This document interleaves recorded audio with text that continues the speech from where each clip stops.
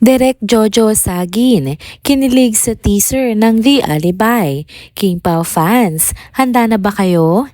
Teaser pa lang ng The Alibi, pasabog na. Kim Chu, hindi makatanggi kay Direk Jogi.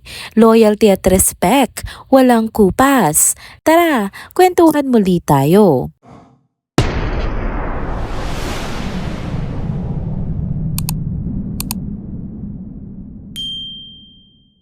Hello mga ka-trenders! Welcome back muli sa ating channel. Kung bago pa lamang kayo dito, wag nang kalimutang mag-like, mag-subscribe at i-hit na rin ang bell notification para lagi kayong updated sa mga balitang trending at napapanahon.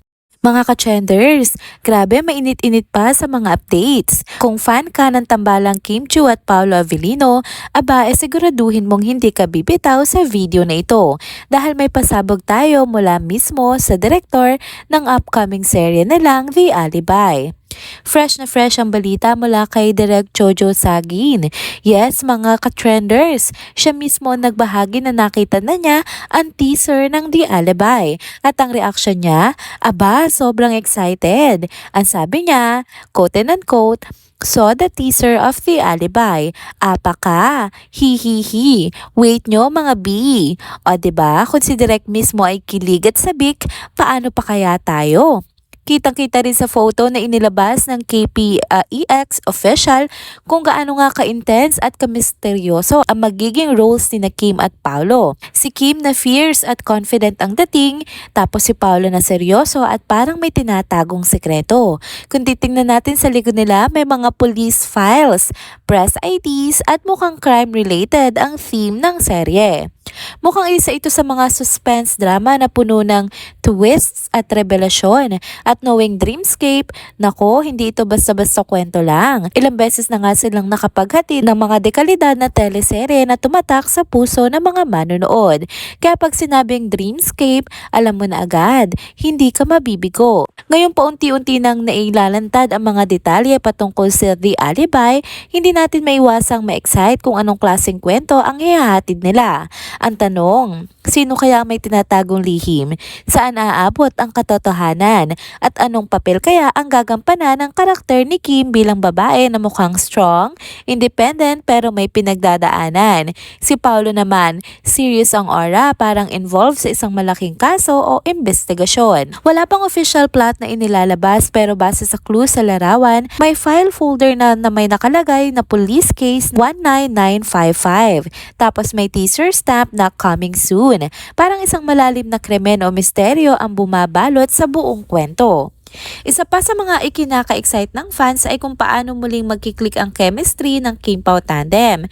Hindi biro ang appeal nila sa screen. Whether kilig moments or intense confrontations, swak na swak ang tambalan nila. Lalo na ngayon na ibang genre ang tatalunin nila.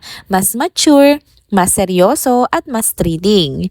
Kung kilala nyo nga si Direk Jojo Sagin, alam nyong bihasa siya pagdating sa mga teleseryeng may lalim, may emosyon at may twist. Siya nasa likod ng ilang matitinding serye na talagang tumatak sa mga manonood. Kaya hindi na nakapagtataka kung bakit ganito kataas ang anticipation sa The Alibi. Wala pa nga tayong exact date ng airing pero mukhang malapit-lapit na ito base sa excitement ng production team.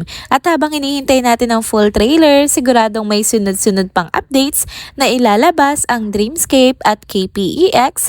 Kaya ready lang tayo mga ka-trenders. So ayun na mga ka-trenders, ready na ba kayong sumabak sa panibagong kabanata ng Kim Pao tandem? Kung teaser pa lang ay nakaka-excite na. Paano pa kaya pagbuo na ang trailer?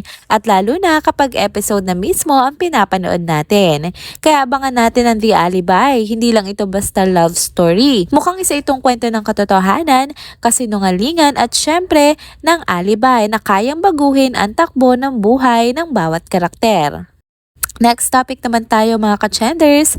Alam nyo ba, isa sa mga pinaka-touching at underrated relationship sa show business ay yung samahan ni Kim Chu at ni Direk Loren Jogi. Si Kim lang ata ang kilala natin na may ganitong klaseng closeness kay Direk ha.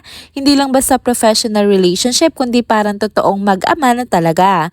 Solid na solid ang father-daughter bonding nila. Sabi nga ni Kim, kahit anong mangyari hindi siya makakatanggi kapag si Direk Jogi na ang tumawag. Lalo na pagdating sa Pinoy Big Brother.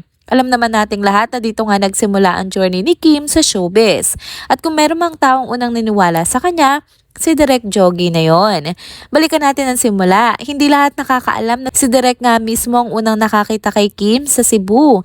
Bago pa man siya umakyat sa stage para mag-audition, nakita na siya ni Direk sa food court ng SM. Imagine that, isang simpleng dalaga, naglalakad lang pero nakita agad ni Direk ang star potential niya. Kaya pinush talaga ni Direk na wag siyang mahiya at mag-audition. At ang nakakatuwa, si Kim noon, wala pa raw siyang talent na maipakita. Pero kahit ganoon, kitang-kita na raw talaga ni Direk ang bituin sa kanya. Hindi lang sa itsura, kundi sa kabuoang pagkatao niya. Hindi lang maganda si Kim, mabait din, magalang at may respeto sa kapwa. Kaya hindi na nakapagtataka na hanggang ngayon, isa pa rin siya sa pinakaminamahal at pinaka-blessed na artista sa industriya. Totoo nga ang kasabihan, kapag mabuti kang tao, lalapit sa iyo ang mga tamang tao. Kaya kahit ilang taon na lumipas mula nung pumasok si Kim sa bahay ni Kuya, andyan pa rin si Direk sa tabi niya. Ginagabayan siya parang isang ama. Inalagaan ni Direk si Kim na parang tunay na anak sa show business, mula auditions, training hanggang sa paglabas niya sa PBB. At pagsabak sa mundo ng showbiz, siya ang naging gabay at sandalan ng isang Kim Chiu. At kitang-kita na proud siya kay Kim dahil hindi nga siya nagkamali sa taong pinili niya noon. Alam ni Direk na genuine ang puso ni Kim, hindi lang siya talented kundi loyal sa ABS-CBN at sa mga taong naging bahagi ng journey niya. Hindi lumaki ang ulo niya, hindi naging demanding o diva. Kaya naman ang dami pa ring blessings sa dumarating sa kanya. Si Direk Jogy, kilala naman sa showbiz bilang mahigpit, professional at minsan tahimik lang sa likod ng kamera. Pero sa mga nakakakilala talaga sa kanya, alam nilang may malambot siyang puso, lalo na para kay Kim. Kaya nga tinatawag na siya ng fans bilang ama ni Kimi sa show business. At hindi lang ito simpleng tawag, totoo itong nararamdaman ng marami sa atin. Sa bawat tagumpay kasi ni Kim, parang laging may bahagi si Direk. Kasi kung hindi dahil sa kanya, baka hindi natin nakilala ang Chinita Princess na minahal ng buong bayan. At ang totoo, hindi lang ito kwento ng isang artista at direktor. Kwento ito ng tiwala, respeto at pagmamahal. Na minsan, hindi mo kailangan maging magkadugo para matawag na pamilya. Dahil minsan, ang tunay na pamilya ay yung mga taong unang naniwala at patuloy na naniniwala sa'yo. Kahit hindi mo nga ito hinihingi. Kaya saludo kami sa'yo, Direk Jogy. At syempre, proud na proud kami sa'yo, Kimi. Patuloy lang sa pagpapakumbaba, pagpupursige at pagiging inspirasyon sa nakakarami. And there you go mga ka-trenders, dito na po muna nagtatapos ang ating isa na namang trending video update. Salamat sa inyong pagsubaybay at pagsama sa akin hanggang sa dulo ng video na ito. Pero bago kayo umalis, huwag niyo pong kalimutang mag-like, mag-comment, mag-subscribe at i-hit na rin ang bell notification para lagi kayong updated sa mga balitang trending at napapanahon. Kita-kits po sa susunod na video. Paalam!